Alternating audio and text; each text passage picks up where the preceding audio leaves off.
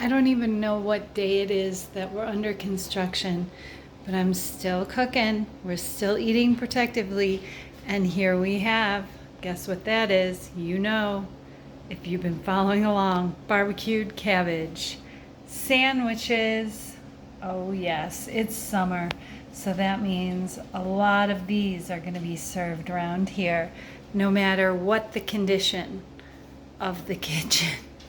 It's crazy. It's crazy like this, but it's so worth it. There's nothing I look forward to most than my feast at the end of the day. But these sandwiches, I'm going to close them up, and Jerry and I are going to eat them like monsters.